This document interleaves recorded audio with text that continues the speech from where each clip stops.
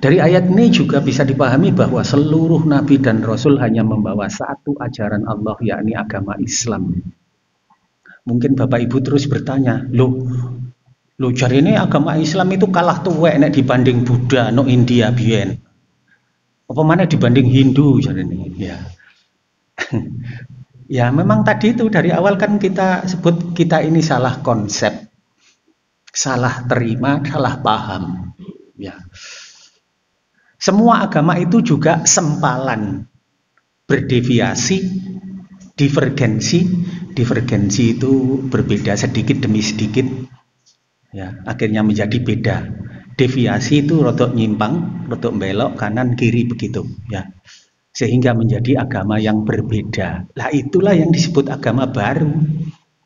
Termasuk agama Kristen atau Katolik itu karena mereka eker-ekeran, bengkerengan, akhirnya mereka berbeda dari agama Islam sehingga muncullah tur Katolik. Di Katolik sendiri kemudian mereka juga bengkerengan, eker-ekeran, muncullah tur agama baru Kristen. Jadi Kristen itu merupakan pecahan dari Katolik. Ya. Makanya ada sebutan Kristen Protestan. Protestan itu orangnya protes.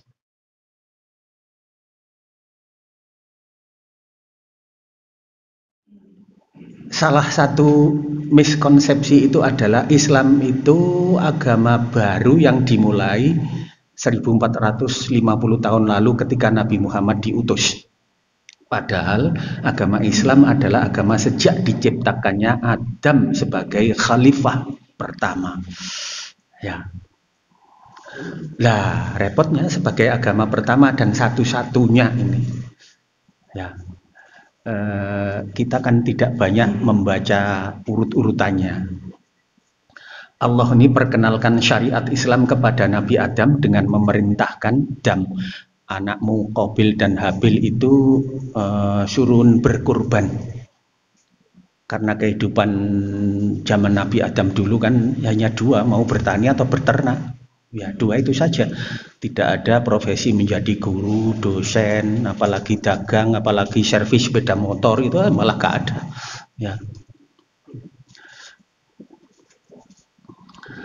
Ya jadi dulu syariat Islam itu mulai diperintahkan oleh Allah dengan memerintahkan putra-putrinya Adam, putranya yang Qabil Habil itu, kembar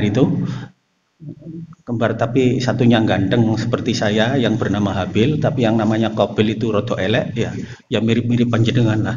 Ya. Mereka berdua ini diperintahkan untuk berkurban.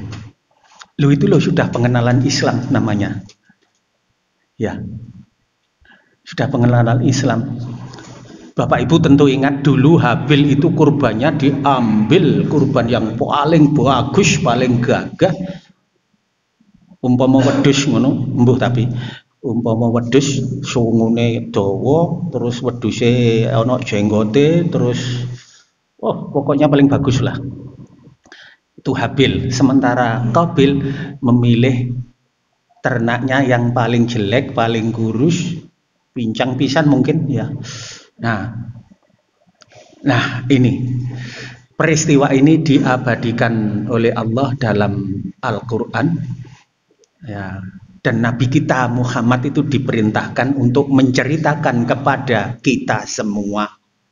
Ya. Watlu alaihim naba abnai adama bil haqq idh qarraba qurbana fatuqabbala min ahadihima walam yatuqabbal minal akhar qala laqtulannaka qala innama yataqabbalullahu minal muttaqin. Muhammad ceritakan kepada mereka sebenar-benarnya bahwa kedua anak Adam, keduanya untuk mempersembahkan kurban, maka kurban dari salah satu dari mereka berdua yaitu Habil diterima dan yang lain yakni Qabil tidak diterima. Maka Qabil mengancam, sungguh aku pasti membunuhmu. Kemudian Habil berkata, sesungguhnya Allah hanya menerima amal dari orang yang bertakwa. Ya, ini surat Al-Maidah ayat 27. Ya. Itu sudah jelas bahwa desainnya itu adalah syariat Islam. Ya. Ya. Jadi sejak Nabi Adam sudah itu syariat Islam ada. Ya. Baik, kita lanjutkan. Ya. Kemudian Bapak Ibu sekalian, syariat Islam itu berlanjut, diperkenalkan oleh nabi dan rasul berikutnya, nabi-nabi dan rasul-rasul berikutnya seperti Ibrahim, Ismail, Ishak, Yakub dan anak cucunya. Terus jadi semua 25 nabi dan rasul itu tidak berbeda agamanya, hanya satu, Islam. Ya. Buktinya apa? Mari kita lihat dalam Al-Quran ini. Qalu amanna billahi wa ma unzila ilaina wa ma unzila ila Ibrahim wa Ismail wa Ishak wa Yakub wal asbat wa ma utiya Musa wa Isa wa ma utiyan nabiyyuna mir rabbihim la nufarraqu baina ahadim minhum wa nahnu lahu muslimun. Lah muslimunya saya garis merah. Katakanlah kami beriman kepada Allah dan kepada apa yang diturunkan kepada kami dan kepada apa yang diturunkan kepada Ibrahim, Ismail, Ishak, Yakub dan anak cucunya, dan kepada apa yang diberikan kepada Musa dan Isa, serta kepada apa yang diberikan kepada nabi-nabi dari Tuhan mereka. Kami tidak membeda-bedakan seorang pun di antara mereka, dan kami berserah diri, kami berislam, artinya kami semua nabi-nabi itu dan saya Muhammad beragama Islam kepadanya. Ini salah satu bukti, banyak yang lain. Nanti kalau Bapak Ibu suka buka Google di Android, ketik saja ayat-ayat bukti keislaman para nabi. Wah, metu kabeh nanti dalilnya itu. Jadi ayat-ayat bukti keislaman para nabi. Nanti akan muncul semua, ya. Ya. Jadi ini salah satu ayat sebagai bukti. Wa nahnu lahu muslimun. Wa nahnu lahu muslimun. Dan kami semua lahu bagi Allah, kepada Allah, muslimun, orang-orang yang Islam, orang-orang yang berserah diri, orang-orang yang selamat. Ya.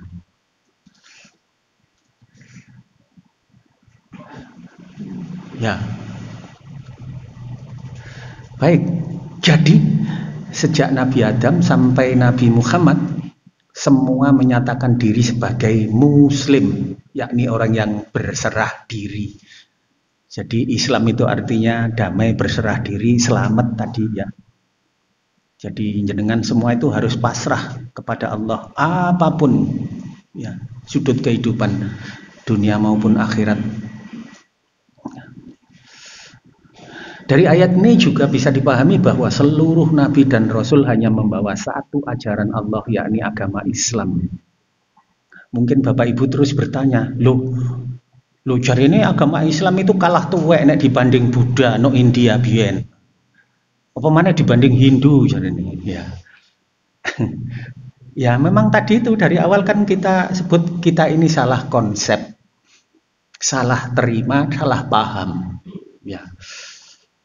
Semua agama itu juga sempalan, berdeviasi, divergensi. Divergensi itu berbeda sedikit demi sedikit. Ya, akhirnya menjadi beda. Deviasi itu rodok nyimpang, rodok belok kanan kiri begitu, ya. Sehingga menjadi agama yang berbeda. Lah itulah yang disebut agama baru. Termasuk agama Kristen atau Katolik itu karena mereka eker-ekeran, bengkerengan, akhirnya mereka berbeda dari agama Islam sehingga muncullah tur Katolik. Di Katolik sendiri kemudian mereka juga bengkerengan, eker-ekeran, muncul ladur agama baru Kristen. Jadi Kristen itu merupakan pecahan dari Katolik. Ya. Makanya ada sebutan Kristen Protestan. Protestan itu orangnya protes. Protes kepada siapa? Protes kepada pendeta dan kebijakannya. Loh, itu loh. Nah, itu jawaban untuk mengapa ada agama lain. Bapak Ibu, kalau ada yang ngerundel atau kurang jelas, jangan segan-segan loh ya, jangan tanya. Maksud saya jangan tanya, kalau aku gak iso jawab aku lah izin ya. Ngancene aku gak pada iso ngaji kok ya.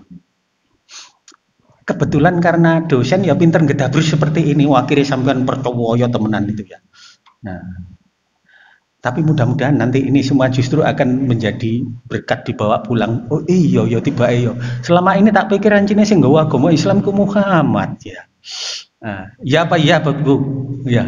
Iya saya juga begitu. Saya baru 3 bulan lalu kalau tidak salah. Astagfirullahaladzim tiba iyo yo. Ya. Tak pikir juga begitu kok. Namanya juga salah.